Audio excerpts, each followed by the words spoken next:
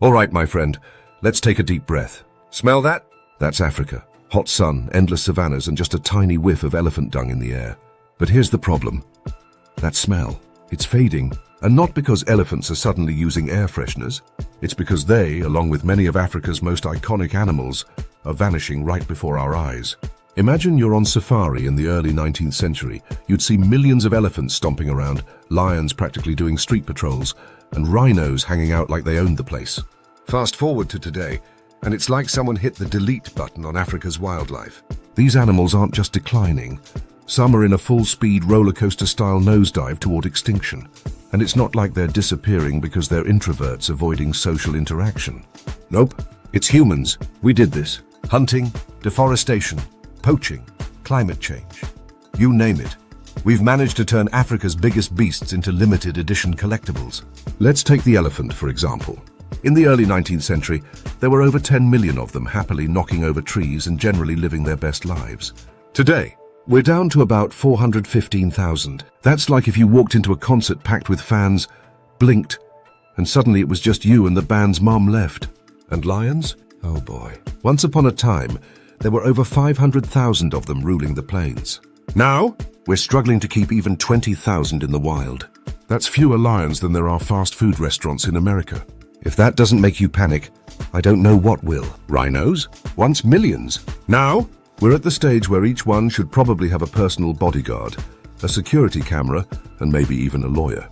But hold on! Before you throw your phone across the room in despair, there's still hope. This documentary isn't just about doom and gloom.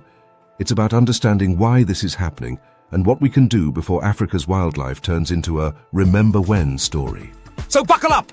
We're about to dive deep into 10 of the most famous African animals, their population disasters, and the absolute mess that got us here. It's going to be shocking, eye-opening, sometimes ridiculous. Because honestly, some of the reasons these animals are disappearing are downright absurd. But most of all, important.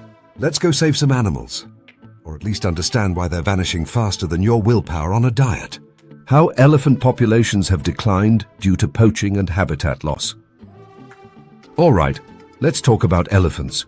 The biggest land animals on Earth, the lawn mowers of the savannah, and apparently the world's most tragic victims of human greed. These guys should be enjoying their lives, knocking over trees, slapping each other with their trunks, and casually walking around like they own the place. But no. Instead, they're in a full-blown population freefall. A long time ago, in an Africa far, far away, there were over 10 million elephants happily stomping around. Today, we're struggling to keep 415,000 in the wild. That's a 96% drop. If elephants were a business, they'd be bankrupt.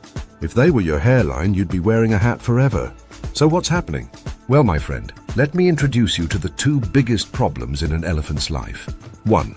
Poachers, aka the worst humans alive. 2. Humans stealing all their land, aka elephants getting evicted from their own homes. Let's break this down. First, let's talk about ivory. If you're ever wondering how dumb human beings can be, here's your answer. We started killing elephants because their teeth look fancy. That's it. That's the whole reason. For thousands of years, people have been obsessed with ivory. Ancient China, Europe, the Middle East. Everywhere, people thought it was the ultimate status symbol. They made statues, piano keys, jewelry, chess sets, and even fancy knife handles out of elephant tusks. Because apparently nothing says I'm rich like carrying around a piece of a dead elephant's face. But it got really bad in the late 19th and 20th centuries. The demand for ivory skyrocketed. Elephants were getting slaughtered left and right, and their tusks were shipped off to the highest bidders. By the 1970s, we were losing about 70,000 elephants per year to poachers. That's 190 elephants every single day. Imagine if, every day, a city the size of a small town just vanished. That's what was happening to elephants. Why do poachers get away with it? You'd think in a world where we have satellites that can see your house, we'd be able to stop people from illegally hunting elephants. But nope, poaching is a multi-billion-dollar industry. Criminal organizations, corrupt officials, and desperate people all play a role in keeping it going. Here's how it works. 1. Poor local hunters, some of whom are just trying to feed their families, get recruited by powerful crime syndicates. 2. They go into national parks, kill an elephant and chop off its tusks. 3. The ivory is smuggled out of Africa, disguised as art or antique goods. 4. It ends up in places like China, Vietnam, and the US, where rich people throw money at it like it's a VIP club. It's basically an illegal elephant mafia. The price of a tusk. Why elephants die for luxury. To put this insanity into perspective, an adult elephant's tusks can weigh 50 to 100 kilograms combined. On the black market, that much ivory can sell for up to $100,000. Meanwhile, the elephant itself, worth nothing to poachers, unless they're also hunting them for meat. Yes, that's a thing. So, to summarize, if an elephant is alive, it helps maintain ecosystems, spreads seeds, and keeps nature balanced. If an elephant is dead, someone gets a fancy necklace. See the problem? All right, let's move on from poaching, before we all flip a table in rage, and talk about the second major problem. Elephants are running out of space. Back in the day, Africa had a lot of open land. Elephants could roam freely, do their thing, and not worry about anything except maybe an angry lion or two. But now, human populations have exploded. Over the last century, Africa's human population has quadrupled. That means more cities, more farms, more roads, less room for elephants. And when an elephant loses its home, guess what happens? It starts wandering into human areas, and that's when the real trouble begins. Imagine you're a farmer. You just planted your crops. You're excited. Then, in the middle of the night, an 8,000-kilogram bulldozer with a trunk strolls in and eats everything. That's what happens when elephants lose their habitat. They don't mean to be destructive, but let's be real. They're terrible house guests. They knock over fences, destroy crops, and sometimes they even break into villages just to grab food. And humans, they're not happy about it. When elephants damage property, or in some cases accidentally hurt people because, they're huge, farmers retaliate. Poisoned food, traps, spears, and even guns. People will do whatever it takes to stop an elephant from wrecking their livelihood. So in many places, elephants are stuck in a lose-lose situation. Stay in their shrinking forests. Starve. Wander into human areas. Get killed. This is why over 90% of elephant deaths today are due to human-related causes. What's being done to save elephants? Okay, now that we've had our emotional roller coaster, let's talk about what's being done to stop this madness. Bans on ivory trade. The biggest win, international ivory bans. In 1989, the world finally woke up and said, hey, maybe we should stop selling elephant teeth. Countries like China and the US have now banned most ivory sales. This helped slow down poaching for a while, but illegal trade is still a problem. Conservation programs. Africa now has protected elephant reserves where they can live safely. Programs like anti-poaching patrols and wildlife rangers are trying to stop illegal hunting. Some organizations are even using AI and drones to track poachers, because nothing says justice like using robots to catch bad guys. Since elephants need space, conservationists are creating corridors, huge wildlife highways connecting different protected areas. That way, elephants can move freely without running into human conflict zones. This is a big one. Instead of treating elephants as a problem, conservationists are teaching communities how to coexist. Some farmers are now planting crops that elephants hate, like chili peppers, to keep them away. Others are using bee fences, because elephants are afraid of bees, yes really, to protect their farms without harming the animals. The future of elephants. Is there hope? Right now, elephants are still in serious trouble, but there's hope. Their populations are declining, but slowly, thanks to conservation efforts. The key is education. People need to stop buying ivory. Governments need to crack down on illegal trade, and conservation programs need all the funding they can get. But most importantly, we have to start seeing elephants as more than just cool safari animals. They're essential to Africa's ecosystems. They shape landscapes, support other species, and, let's be honest, the world would be a much sadder place without them. So, if there's one thing you take away from this, let it be this. Elephants are worth more alive than dead. Let's not let them become just another page in a history book. All right, my friend, let's talk about lions, the so-called kings of the jungle. First of all, let's clear something up. Lions don't even live in jungles. Who came up with that? Some confused explorer who saw a lion once and just assumed? No, lions rule the savannah, not some tangled rainforest. But guess what? The real problem isn't their misleading title. It's the fact that these kings are losing their kingdom faster than you lose socks in the laundry. Once upon a time, Africa was lion country. There were over 500,000 of them, strutting around like they owned the place, roaring dramatically at the sunset like they were in an animated movie. Today, less than 20,000. That's a 96% drop. If lions were a stock, Investors would have bailed out a long time ago. So what's going on? Why are we losing one of the most famous animals in history? Well, buckle up, because we're diving into the 4 biggest reasons lions are disappearing faster than your motivation on a Monday. Let's get one thing straight. Lions need space. They're not like house cats, happy to curl up in a corner and sleep all day. Okay, they do sleep all day, but they need a massive area to do it in. Back in the day, lions roamed across all of Africa, the Middle East, and even parts of Europe and India. Yes, you heard that right. Lions used to live in Europe.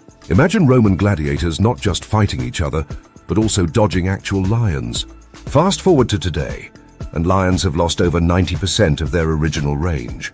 Instead of ruling the land, they've been pushed into tiny fragmented areas, mostly fenced-off national parks and reserves. Why? Because humans love building things.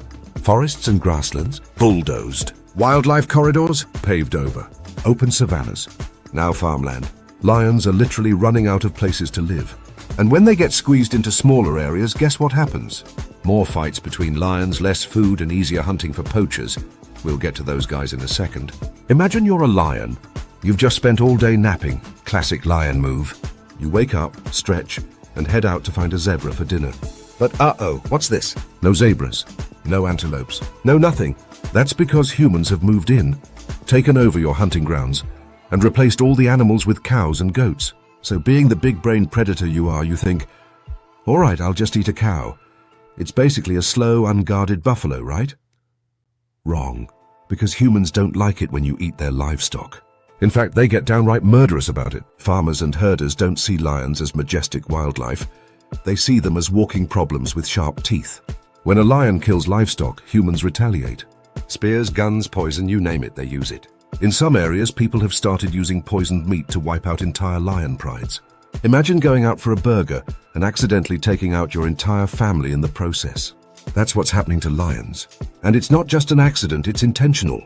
In places like Kenya and Tanzania, farmers will sometimes leave out poisoned carcasses. And when lions come to eat, well, let's just say it's game over. Now, let's talk about the most infuriating reason lions are disappearing. Rich people paying to shoot them for fun. Yes, my friend, some people pay tens of thousands of dollars to fly to Africa, track down a lion, and shoot it just to take a picture with its corpse. They call it trophy hunting, but let's be honest, it's just a really expensive way to make up for personal insecurities. You might remember the Cecil the Lion incident from 2015, when a wealthy American dentist paid $50,000 to kill a beloved lion in Zimbabwe. People were outraged, but here's the thing. This happens all the time. Hunters claim that their money helps conservation, but let's do the math. Every year, hundreds of lions are legally hunted in places like South Africa and Tanzania.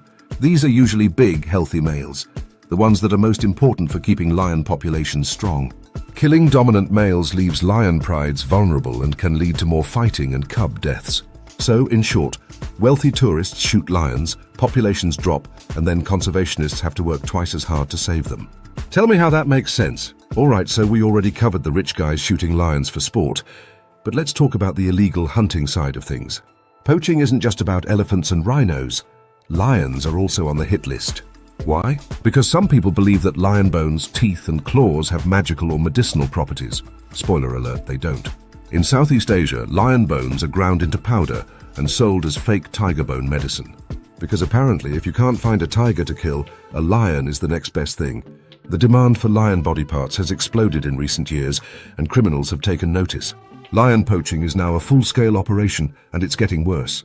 What's being done to save lions? All right, enough bad news. Let's talk about the people actually trying to save lions from disappearing forever. Conservationists are working to expand protected areas so lions have more space to roam. In places like Kenya and South Africa, anti-poaching teams are patrolling these areas to stop illegal hunting. Instead of trophy hunting, ecotourism is a better way to make money while keeping lions alive. A living lion can generate hundreds of thousands of dollars in tourism revenue over its lifetime, while a dead one only brings in a single fee. Organizations are working with farmers to find better ways to protect livestock without killing lions. Lion-proof bomas, special enclosures, are being built to keep livestock safe. Some places are even using donkeys with guard dogs to scare lions away. Yes, donkeys. Because nothing is funnier than a lion being chased by an angry donkey. Governments are cracking down on the illegal trade of lion bones. though enforcement is still an issue. Activists are pushing for stronger laws to protect lions from poachers. The future, can we still save lions? So here's the truth. If we don't act fast, lions could disappear from the wild within 50 years. That's not me being dramatic. That's a real possibility. The good news, we can turn this around. Conservation efforts are working in some areas, and people are finally realizing that a world without lions is a world that sucks. But if we don't step up, the king of the jungle will end up as nothing more than a myth. And I don't know about you, but I refuse to live in a world where the most famous big cat is just a memory. All right, my friend, it's time to talk about rhinos. Nature's living tanks, prehistoric beasts that look like they were designed by a caveman with an overactive imagination. You'd think that with their thick armor-like skin, huge size and bad attitude, rhinos would be safe from anything that isn't an asteroid. But nope. Turns out there's one predator even scarier than a T-Rex, humans. And let me tell you, humans have been an absolute disaster for rhinos. Long ago, back when dinosaurs weren't just a movie franchise, rhinos were thriving. They weren't just in Africa either. At their peak, these guys roamed across Europe, Asia, and North America. Flash forward to 500 years ago, and Africa alone was home to over 1 million rhinos. They were doing fine, minding their own business, stomping around like prehistoric tanks with attitude. But today, we're down to less than 27,000 rhinos across the entire world. That's a 97% drop. What happened? Poachers. Poachers happened. And why? Because some people think rhino horns are magic. That's right. We're losing one of the coolest animals on the planet because people believe their horns can cure diseases, act as status symbols, or make them more powerful in bed. I wish I were joking. Rhino horns are made of keratin, the same stuff as your fingernails and hair. That's it. Nothing magical, nothing special. But try telling that to the people spending hundreds of thousands of dollars on it. In Vietnam and China, powdered rhino horn is sold as a miracle cure for everything from hangovers to cancer. There is zero scientific evidence that it does anything. But logic apparently left the chat a long time ago. Then there are the status-obsessed billionaires who buy rhino horns just to show off, like some weird, expensive trophy. Oh, you have a Rolex? Well, I have a rhino horn. Yeah, okay, Chad, real cool. The demand is so high that rhino horn is worth more than gold, diamonds, and cocaine on the black market. A single 1 kilogram rhino horn can sell for up to $60,000. That means a full-grown rhino is basically walking around with $500,000 glued to its face. So, you can probably guess what happens next. Rhino poaching isn't just some random guy sneaking into a wildlife park. It's a full-blown criminal industry run by international mafia-style syndicates. Here's how it goes down. Corrupt insiders tip off poachers about rhino locations. Teams of heavily armed poachers move in. They shoot the rhino, sometimes with an assault rifle, sometimes with a tranquilizer so it dies more slowly. They hack off its horn with machetes, sometimes while the rhino is still alive. The horn is smuggled out, disguised as anything from wood carvings to medicine.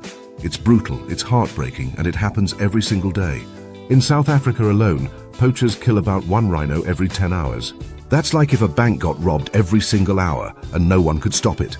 You'd think, in 21st century Earth, with all our drones, satellites, and superhero movies, we'd be able to stop a bunch of dudes with machetes from wiping out an entire species. But poaching is insanely hard to stop because poachers have high-powered weapons and night vision gear. Yep, some of these guys are basically playing Call of Duty in real life. Corrupt officials look the other way because poachers bribe them. Some local communities protect poachers because they get a cut of the profits. And then there's the biggest issue of all. The more rhinos disappear, the more valuable their horns become. Think about it. If something is rare, people want it more. So as rhinos become harder to find, black market prices skyrocket, making poaching even more profitable. It's like the worst economic cycle in history. Okay, let's shift gears before this turns into a full-on depression session. People are fighting back and some of their ideas are brilliant and also kind of insane. Some conservation groups have started injecting rhino horns with poison. Not enough to kill people, but enough to make them sick if they consume it. The idea? If rich idiots in Vietnam think their miracle rhino dust might kill them, they'll stop buying it. Scientists have developed 3D printed synthetic rhino horn made from exactly the same keratin as real ones. The plan? Flood the market with fakes, make the real horns worthless, and put poachers out of business. In places like South Africa and Kenya, rhinos now have actual armed bodyguards. Some conservationists have even hired ex-military personnel to track and take down poachers. Imagine being a poacher, thinking you're about to get rich, and suddenly a retired Navy SEAL shows up to ruin your day. Are rhinos doomed? The short answer, not yet. But we're getting dangerously close. The western black rhino, extinct, gone, never coming back. The northern white rhino, only 2 left, both female. That's right. The species is literally one bad Tinder date away from extinction. The Javan rhino, only 70 left, all in one tiny forest. If we don't fix this mess fast, future generations will only see rhinos in books, documentaries, and maybe the occasional Jurassic Park reboot. What can we do? If you're thinking, well, I don't live in Africa, what can I do? Good news, you can help. Support conservation groups like Save the Rhino, WWF, and African Parks. Spread awareness, because the more people know about the rhino crisis, the harder it is for poachers to get away with it. Pressure governments to crack down on illegal wildlife trade, because, shocker, governments tend to care when voters yell at them. Avoid buying traditional medicine with animal parts, and if someone offers you rhino horn tea, run away and never talk to them again. Look, rhinos aren't just cool, they're essential. They shape ecosystems, help maintain grasslands, and let's be honest, they just look awesome. Imagine a world without rhinos. It's empty, boring, and one step closer to a world without any wildlife. So if there's one thing to take away from this, it's this. Rhinos are worth more alive than dead. And if we don't fight for them now, soon, the only place you'll see a rhino is in a history book. All right, my friend, let's talk about giraffes. The supermodels of the animal kingdom, the awkward giants of Africa, and somehow one of the most ignored species when it comes to conservation. Seriously, people will lose their minds over rhinos, elephants, or tigers going extinct. But giraffes? It's like they're the forgotten cousins at a family reunion. Meanwhile, their population is crashing faster than your Wi-Fi during an important Zoom call. Just 30 years ago, Africa had 155,000 giraffes casually strolling around, looking down on the world. Today, we're at less than 117,000. That's a 30% drop, and in some regions it's even worse. Certain giraffe species have lost over 90% of their population. Yet somehow, the world keeps acting like giraffes are doing just fine. Spoiler alert, they're not. So what's happening? Why are the NBA players of the animal kingdom quietly disappearing? Let's break it down. Imagine being 6 meters tall. That's almost 20 feet for those of us who don't speak metric. Now imagine trying to find a place to live when every tree, every open space, and every patch of land is suddenly being stolen for farms, cities, and roads. That's exactly what's happening to giraffes. Once upon a time, giraffes could roam across 25 countries without a problem. Today, they've lost 87% of their habitat thanks to deforestation, farming, and land development. In some areas, they're literally trapped in small patches of land, unable to move, migrate, or find food. And when giraffes can't move freely, it's a disaster. They need huge spaces to find food because, you know, they have huge bodies to feed. They rely on specific trees and plants to survive. Take those away and suddenly giraffes are just tall, starving supermodels. When they're stuck in small areas, they become easy targets for poachers and predators. So in short, giraffes are running out of space, and nobody seems to care. Now you might be thinking, wait, who would poach a giraffe? They're basically walking Instagram influencers. Oh, my friend. Humans ruin everything. Believe it or not, giraffes are hunted illegally all the time, and for the dumbest reasons. What are they poached for? Their meat. In some parts of Africa, giraffe meat is sold on the black market as a luxury food. Imagine spending a fortune to eat the world's most awkward steak. Their tails, yes, you read that right. Some cultures use giraffe tails for ceremonial purposes, because apparently having a giant, hairy fly swatter on your wall is a status symbol. Their bones. Some people, looking at you, shady black markets in Asia, believe giraffe bones have magical healing properties. Spoiler alert, they don't. And here's the worst part. Poaching is increasing. As other large animals become harder to hunt, thanks to conservation efforts, poachers are turning to giraffes instead. Since people don't see giraffes as an endangered species, they don't get as much protection. And that's exactly why they're disappearing. If poachers and humans stealing their homes weren't enough, giraffes are also getting wrecked by climate change. You see, giraffes aren't just tall for fun. They evolved that way because they need to reach high branches that other animals can't. But thanks to rising temperatures, droughts, and deforestation, those trees are disappearing. Less rain, fewer trees. More droughts. Less food, hotter temperatures. More giraffes struggling to survive. It's not just food either. Climate change is bringing more diseases. some of which have never been a problem for giraffes before. These guys don't exactly have doctors in the wild. When a disease spreads, they have no way to fight back. All right, so we've established that giraffes are disappearing at an alarming rate. But here's the real kicker. Almost nobody is paying attention. Lions? Everyone panics. Elephants? Massive conservation efforts. Rhinos? People chain themselves to trees to save them. Giraffes? Barely a headline. Scientists literally call it the silent extinction because giraffes are vanishing right in front of us, and no one seems to care. Why? They're not seen as dangerous or mystical like other big animals. People assume there are plenty of them left. Wrong. Conservation groups focus on more urgent species. And while everyone's distracted, giraffes are slowly fading away. What's being done to save giraffes? Okay, let's talk about the good news. Some organizations have finally started taking giraffe conservation seriously, and they're getting creative about it. Scientists are tagging and tracking giraffes to figure out how they move, where they're at risk, and how to protect them.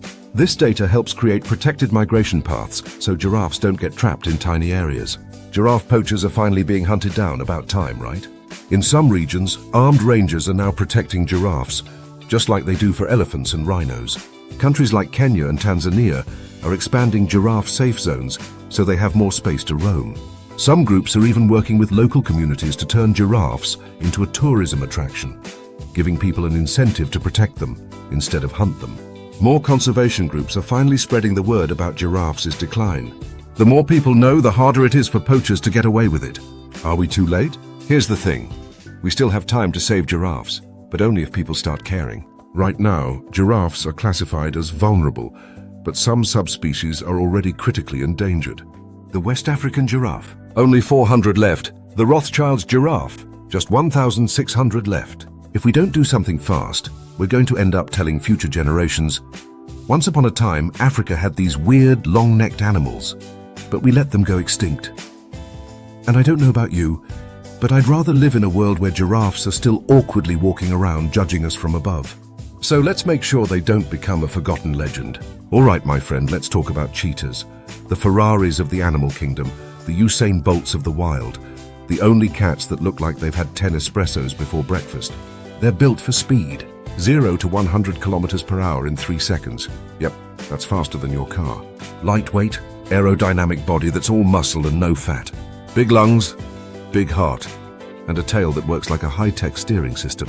So with all this superpowered design, you'd think cheetahs would be thriving, right?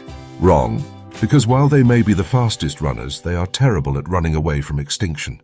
Once upon a time, cheetahs were everywhere, roaming across Africa, the Middle East, even parts of India. Back in the day, over 100,000 cheetahs. Today, less than 7,000 left in the wild. That's right, the fastest land animal on Earth is speeding toward extinction, and hardly anyone's talking about it. And the worst part? Cheetahs are running out of places to run. Here's a cheetah's biggest problem. It needs space, a lot of space. A single cheetah's home range can be over 1,500 square kilometers.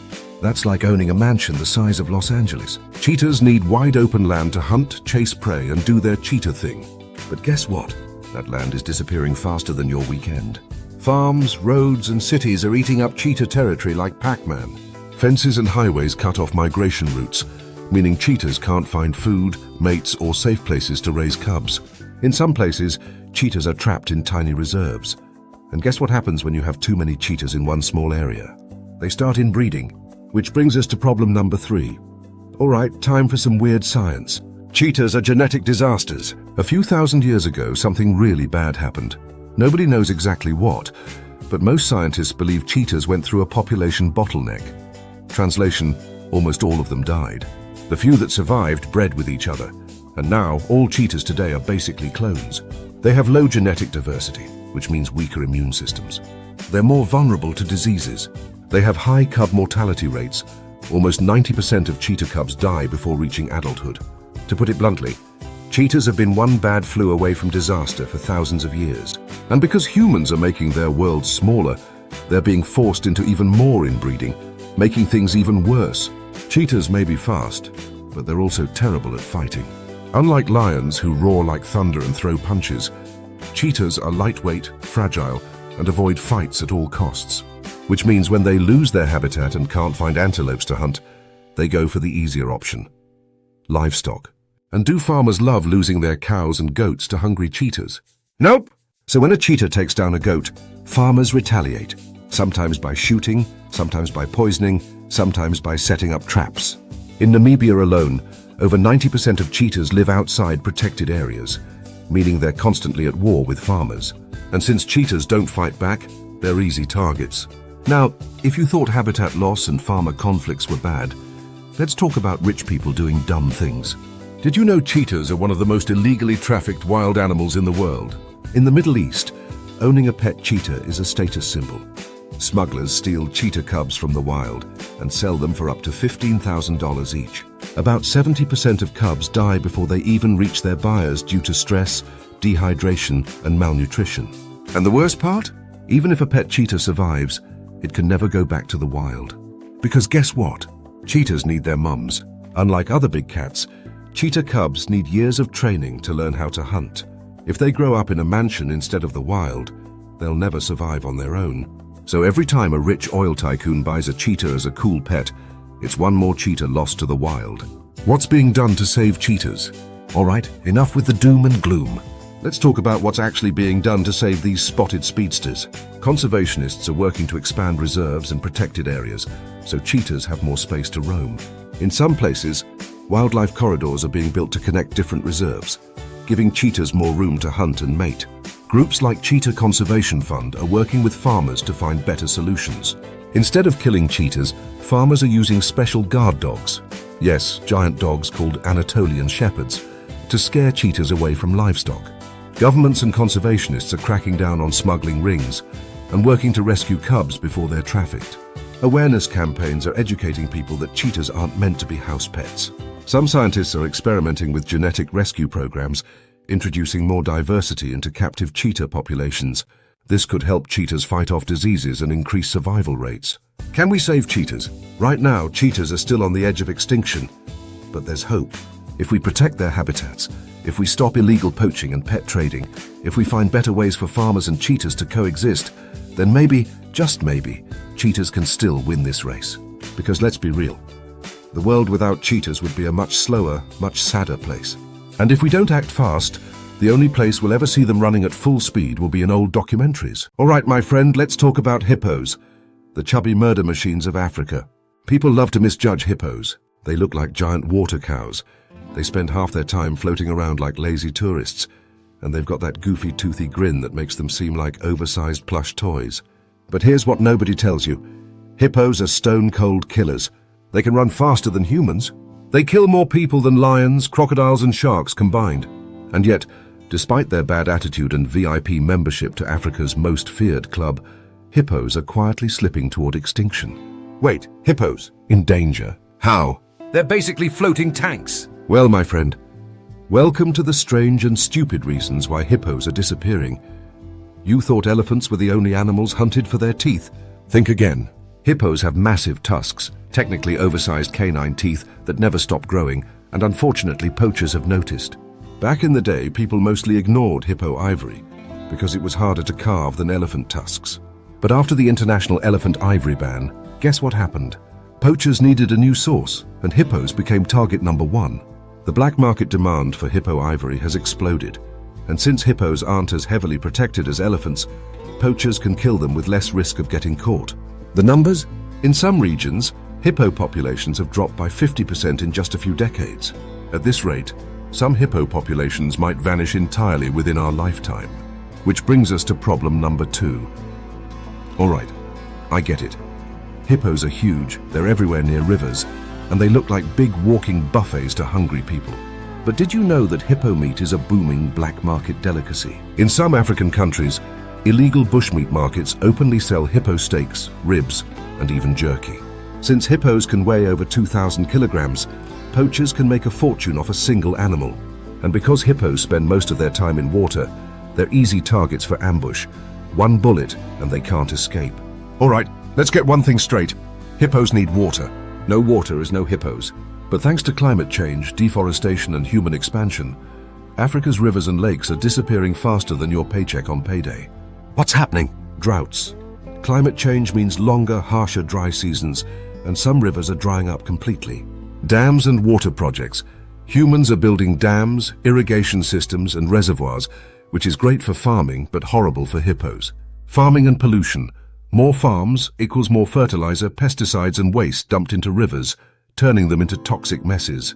Without clean, deep water, hippos can't cool down, can't hide, and can't survive. And when hippos lose their water, guess what happens? They invade human farmlands looking for food and shade, which makes them public enemy number one. Now let's talk about the elephant in the room, or rather the hippo in the cornfield. Hippos eat up to 50 kilograms of plants per night. That's like 100 cheeseburgers worth of food. When their rivers dry up, they invade farms, destroying crops, trampling fields, and making farmers furious. And since hippos are hyper-aggressive, farmers can't scare them away easily. A hippo doesn't care about your little fence. So what happens? Retaliation. Farmers set traps, use poison, and even shoot hippos to stop them from wrecking their land. In some cases, entire hippo pods have been wiped out because they were seen as a problem. And since hippos breed slowly, losing even a small group can wipe out a population in that area forever. All right, this is where things get weird. Ever heard of Pablo Escobar? You know, the infamous Colombian drug lord who made billions selling cocaine? Well, guess what? He also had a private zoo. And in that zoo, hippos. After Escobar was taken down, his illegally imported hippos escaped into the wild. Today, Colombia has over 100 wild hippos and counting. They have no natural predators there, so they're thriving at the expense of the local ecosystem. Some scientists warn that if they keep breeding, they could become one of the most dangerous invasive species in history. So now we live in a world where hippos are vanishing from Africa but thriving in South America. Make it make sense. What's being done to save hippos? Thankfully, some people actually care about hippos. Here's what's happening. Conservationists are cracking down on hippo ivory smugglers before they turn hippos into the next elephants. Some African governments are pushing for stronger laws against illegal hunting. Wildlife groups are working to restore wetlands and protect rivers, ensuring hippos have clean, safe water to survive. In some places, hippos are being relocated from high-risk areas to safer national parks.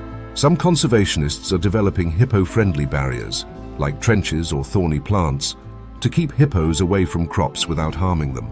Educational programs are teaching farmers how to avoid conflict and reduce hippo attacks. In Colombia, scientists are debating what to do. Some want to sterilize them, others think they should be moved to Africa, because that won't be expensive. Whatever happens, they need a plan fast before South America turns into Planet of the Hippos. Can we save hippos? The good news? Hippos aren't extinct yet.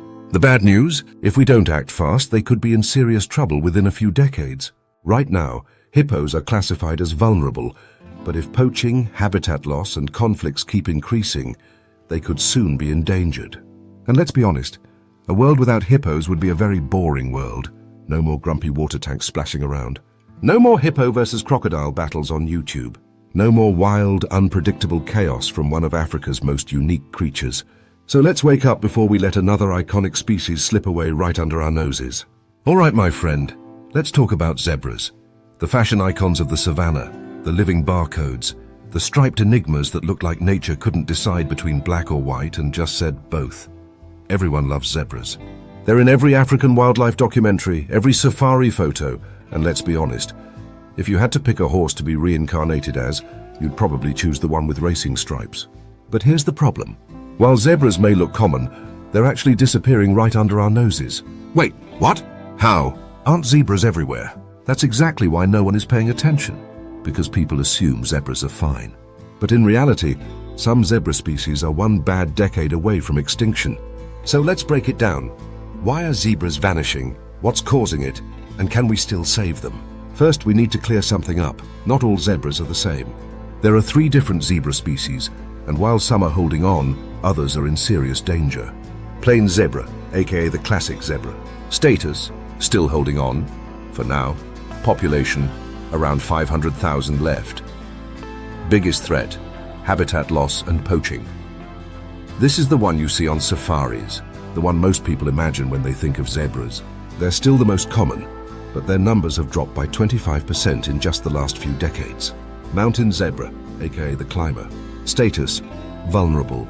Population, around 35,000 left. Biggest threat, habitat destruction and human expansion. These guys love rocky terrain, and are mostly found in Namibia and South Africa. But thanks to farming, fences, and human settlements, their populations have shrunk dramatically. Grevy's zebra, aka the endangered aristocrat. Status: endangered. Population: less than 3,000 left.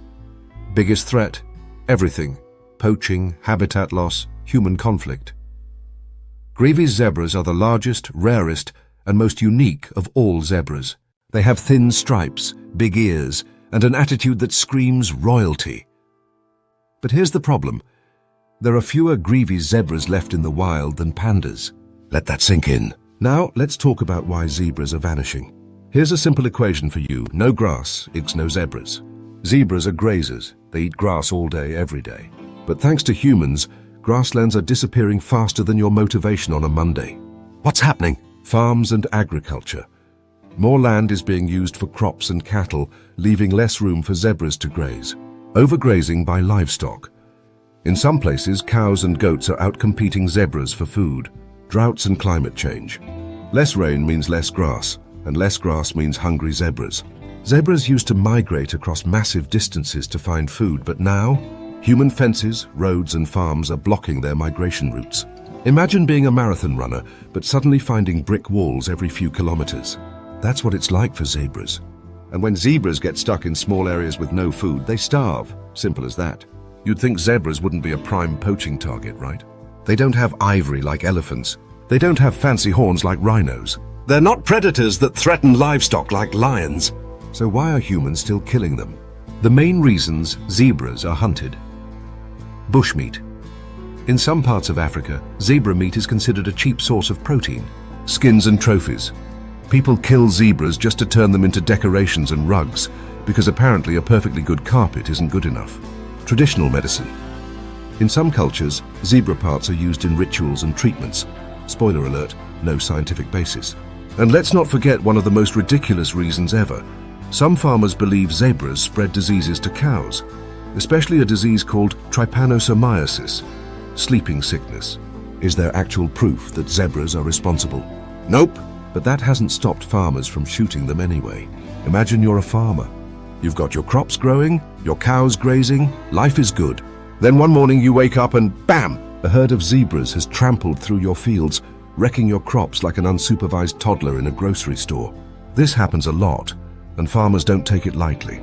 Some use fences and barriers which block migration routes.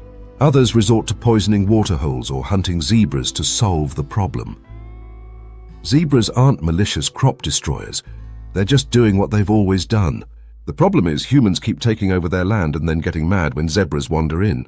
It's like stealing someone's apartment, then getting angry when they try to come back. Like every other animal in this documentary, zebras are getting wrecked by climate change. Longer droughts mean less food. Hotter temperatures force zebras to travel further to find water. Changing weather patterns affect their migration routes and breeding cycles. And guess what happens when zebras can't find enough food or water? They weaken, stop reproducing, and their numbers drop even faster. What's being done to save zebras? Conservation groups are working to protect more grasslands and remove fences blocking migration routes. Countries like Kenya and Tanzania have created huge national parks where zebras are safer. Governments are cracking down on illegal hunting, making it harder for poachers to kill zebras for meat and skins. Some reserves use rangers and drones to track poachers before they strike. Some programs compensate farmers when zebras damage crops, so they don't feel the need to kill them. Others are testing natural barriers like chili plants that keep zebras away without harming them. Conservationists are working to reconnect old migration routes, allowing zebras to move freely again. Some projects buy land from farmers and return it to nature. Final thought, can we save the stripes? The good news? Zebras aren't extinct yet. The bad news? If we don't act fast, some species could disappear forever. We've already lost so many animals. We can't let Africa's most iconic striped species be next. So next time you see a zebra, don't just think of them as common. Think of them as wild, unique survivors that need our help. Because if we're not careful, the only place zebras will exist is on a warning sign. All right, my friend, it's time to talk about African wild dogs, the most underrated, misunderstood, and ridiculously effective killers on the entire continent. You heard me. Forget lions, forget cheetahs, forget hyenas. When it comes to hunting success rates, wild dogs are the undefeated champions of Africa. Lions, about 25% success rate. Cheetahs, Around 50%. Wild dogs, a jaw-dropping 80% success rate. That's right. These guys don't just catch their prey, they chase it down, wear it out, and destroy it with terrifying teamwork. But here's the tragedy. The most efficient predators in Africa are disappearing at a terrifying rate. 100 years ago, there were over 500,000 wild dogs across Africa. Today, less than 6,000 remain. That makes them one of the most endangered carnivores on the planet. So what happened? How did the ultimate hunters become the hunted? Let's break it down. Wild dogs are called painted wolves for a reason. They need space. A lot of space. A single pack can roam across 2,000 square kilometers. That's bigger than New York City. Unlike lions, which can survive in national parks, wild dogs need open landscapes to chase prey. But guess what? That land is vanishing faster than a wildebeest in a wild dog chase. Why? Farms, cities, and roads are taking over. Fences cut off migration routes. Humans are moving in, and wild dogs are moving out, or dying. In some areas, wild dogs have been wiped out entirely because there's just nowhere left for them to go. Wild dogs don't attack humans. They don't raid villages. They don't start fights with bigger predators. They just want to hunt, eat, and vibe with their pack. But here's the problem. When wild dogs lose their habitat, they struggle to find food. When there's no antelope or gazelle, they start going after livestock. Farmers don't like that. In retaliation, farmers poison, shoot, or trap wild dogs to stop them from eating their goats and cows. In some areas, entire packs have been wiped out in a single night because one dog stole a chicken. And since wild dogs live in tight family groups, killing even a few members destroys the entire pack. It's like breaking up a highly trained sports team and expecting them to still win games. It just doesn't work. If habitat loss and farmers weren't bad enough, wild dogs are also getting wiped out by diseases. You see, unlike lions, wild dogs don't have strong immune systems. They're highly vulnerable to infections, especially diseases spread by domestic dogs. The biggest threats? Rabies. One sick dog can wipe out an entire wild dog pack in a matter of weeks. Canine distemper, a virus that causes fever, coughing, and death. Wild dogs hunt together, sleep together, and live together, which means if one dog gets sick, the whole pack is doomed. In some areas, rabies alone has wiped out over 60% of wild dog populations.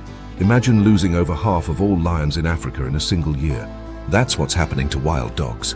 All right, let's talk about one of the stupidest reasons wild dogs are disappearing: bad PR. Unlike lions or cheetahs, wild dogs don't get the same attention in conservation.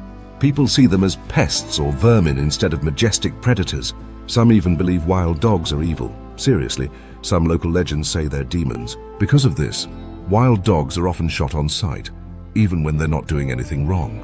Can you imagine if people treated lions or elephants the same way? There'd be global outrage. But because wild dogs aren't as famous, they just keep getting killed in silence. If wild dogs weren't struggling enough, they also have to deal with lions and hyenas. Lions hate wild dogs and will kill them on sight. Hyenas steal their kills and bully them out of their territory. And since wild dogs can't fight back, they just keep moving, which pushes them into more dangerous areas, closer to farms and human settlements. It's a never-ending cycle, and wild dogs are always the ones losing. What's being done to save wild dogs? All right, enough bad news. Let's talk about how people are fighting back to save these incredible animals. Conservationists are expanding national parks to give wild dogs more space. Some organizations are breeding and reintroducing wild dogs into safer areas. Groups like the Wildlife Conservation Society are vaccinating domestic dogs against rabies to stop the disease from spreading to wild dogs. This simple fix has already saved hundreds of packs. Instead of killing wild dogs, some farmers are using non-lethal deterrents like special fencing, guard dogs, and noise repellents. Some programs even pay farmers when wild dogs kill livestock, so they don't feel the need to retaliate. Wildlife groups are working to educate communities about how important wild dogs are for the ecosystem. The more people see wild dogs as valuable, the harder it is for poachers to get away with killing them. Final thought: can we save Africa's ultimate hunters? Right now, wild dogs are dangerously close to extinction. But here's the good news. Conservation efforts are working in some areas. If we protect their land, vaccinate against disease, and help farmers coexist, wild dogs can recover. Because let's be honest, the world without wild dogs would be a lot less interesting. No more high-speed hunts, no more perfectly synchronized teamwork, no more chaotic, beautifully painted predators ruling the savannah. So if there's one thing you take away from this chapter, it's this. Wild dogs aren't just hunters. They're family-oriented, intelligent, and essential to Africa's ecosystem. And we need to protect them before they disappear for good. All right, my friend, it's time to talk about gorillas, the gentle giants of Africa, the closest thing we have to real-life King Kong, and unfortunately, one of the most endangered primates on the planet. People love gorillas. They're strong, they're smart, they've got expressions that make them look like they're judging your life choices. But here's the problem. Gorillas are dying out faster than people realize. The numbers are terrifying. A century ago, over 1 million gorillas roamed Africa. Today, less than 250,000 remain. Some species, one step away from total extinction. If we don't act fast, gorillas will disappear forever. And trust me, the world without gorillas would be a much sadder place. So, let's break it down. Why are gorillas vanishing, and can we still save them? Before we get into why gorillas are dying, let's clear something up. Not all gorillas are the same. There are two species of gorillas, and both are in serious trouble. Western gorilla, the better off one, but not really. Population, about 160,000. Sounds like a lot, but it's dropping fast. Two subspecies, Western lowland gorilla and cross-river gorilla. Status, critically endangered. Eastern gorilla, the one hanging by a thread. Population, about 5,000 total. Two subspecies, mountain gorilla and eastern lowland gorilla. Status almost gone. Mountain gorillas are the most famous, thanks to documentaries, conservation efforts, and the late, great Dian Fossey, the real-life inspiration behind gorillas in the mist. But fame doesn't mean safety. They're still in serious danger. So why are gorillas disappearing? Well, buckle up. It's a combination of terrible reasons. If gorillas had $1 for every tree humans cut down, they'd have enough money to buy back the entire rainforest. What's happening? Deforestation. Gorillas need dense forest to survive, but humans are chopping down trees for timber, agriculture, and development. Mining and roads. Every time a new road, farm, or mine is built, gorillas lose more of their habitat. Human settlements. More people equals less forest equals more gorillas forced into smaller, unsafe areas. And guess what? If gorillas don't have enough food, they starve. If gorillas are trapped in small areas, they inbreed, weakening the population. If gorillas run into humans, it usually doesn't end well. Less forest equal fewer gorillas. It's that simple. You'd think nobody in their right mind would shoot a gorilla, but humans ruin everything. Why are gorillas hunted? Bushmeat trade. In some parts of Africa, gorilla meat is a delicacy on the black market. Traditional medicine. Some cultures believe gorilla bones, hands, and heads have magical properties. Spoiler, they don't. Trophy hunting. Some people just want a gorilla skull on their wall because apparently having a normal hobby is too much to ask. And the worst part? Poachers don't just kill one gorilla. They usually target alpha males, silverbacks, which destroys the entire group. Without a leader, the troop falls apart. Young gorillas are left unprotected, and the entire population suffers. Poaching doesn't just kill gorillas, it breaks entire families. Here's something most people don't know. Gorillas can catch human diseases. That's right. Our flu, colds, and viruses can kill them. One sick tourist could infect an entire gorilla troop. One outbreak of Ebola could wipe out 90% of a population. This actually happened in the 1990s. No immunity. Gorillas die way faster than humans. Tourism brings in money to protect gorillas, but it also brings disease, and that's a serious problem. Some parks now require tourists to wear masks when visiting gorillas, but even one accidental sneeze could be enough to spread sickness. Gorillas don't want to fight humans, but when their forests are destroyed, they wander into farms and villages looking for food. They raid crops, they accidentally damage property, and sometimes they run into humans. And how do some people react? With guns, with spears, with poison. Some farmers see gorillas as pests, and since gorillas can't exactly explain themselves, they get killed for just existing. It's a losing battle, and gorillas always lose. What's being done to save gorillas? Governments and conservation groups are expanding gorilla reserves and cracking down on illegal deforestation. More land equals more gorillas surviving. Armed wildlife rangers are patrolling gorilla habitats to stop poachers. Some ex-poachers are being hired as conservationists, giving them a better way to make money. Tourists bring in millions of dollars, which helps fund conservation efforts. Parks are limiting how many tourists can visit at a time to reduce disease risk. Some organizations are now monitoring gorillas for disease outbreaks and even providing medical treatment for sick individuals. Some projects are replanting forests, giving gorillas new places to live. Others are working with local communities to create buffer zones, so people and gorillas don't have to fight over land. Can we save gorillas? Right now, gorillas are still in serious trouble, but there's hope. Mountain gorilla numbers have started increasing, thanks to conservation efforts. More governments are recognizing that protecting gorillas is good for the economy. Scientists are finding new ways to prevent disease and poaching. But we can't get lazy. One bad decade could wipe out everything we've worked for. The world without gorillas. No more intelligent, expressive primates. No more family-oriented troops in the wild. No more silverbacks ruling the forests. We can't let our closest relatives vanish forever. So if you ever get the chance to support gorilla conservation, do it. Because saving them isn't just about wildlife, it's about protecting a species that's way too special to lose. If there's one predator in Africa that defines stealth, survival, and sheer attitude, it's the leopard. The silent assassins of the wild.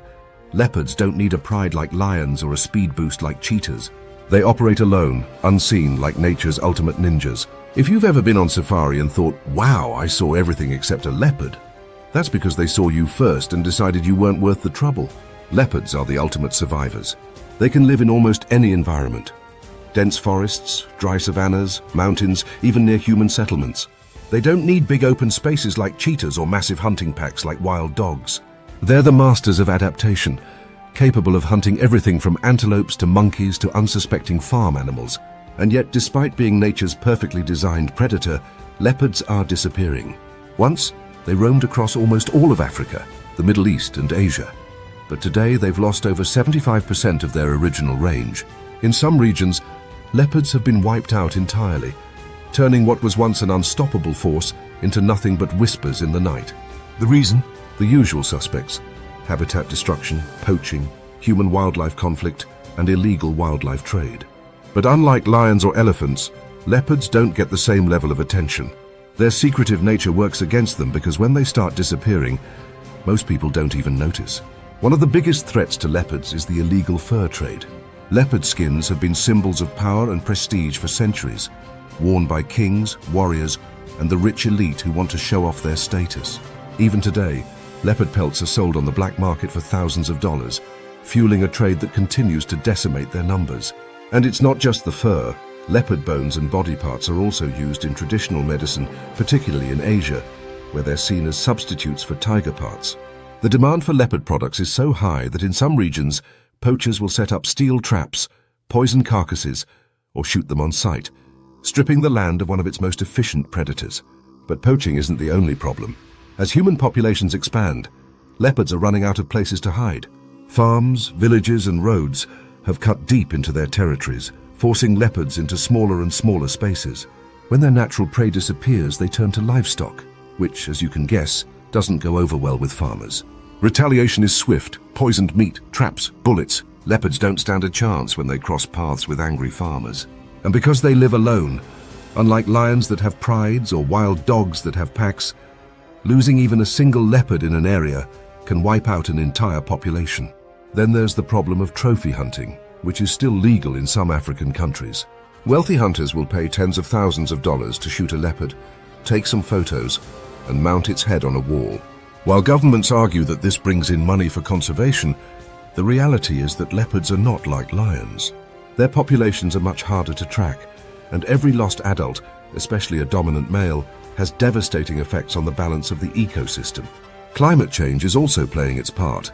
As temperatures rise and water sources dry up, prey species decline, making it even harder for leopards to find food.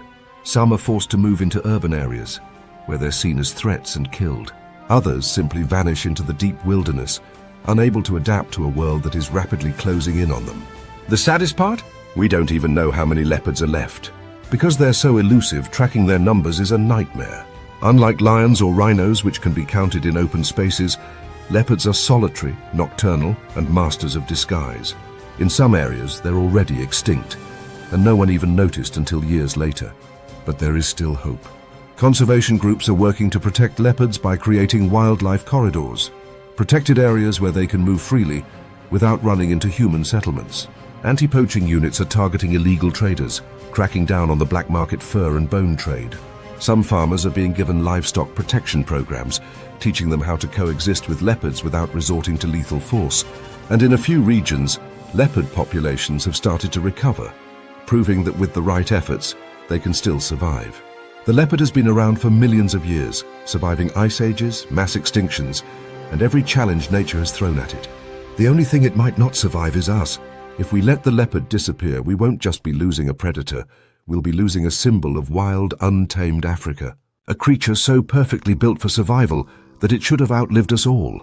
But if we don't fight for it now, one day, the only place we'll see a leopard won't be in the wild, but in old photographs, museum exhibits and history books. And that's a world none of us should want to live in.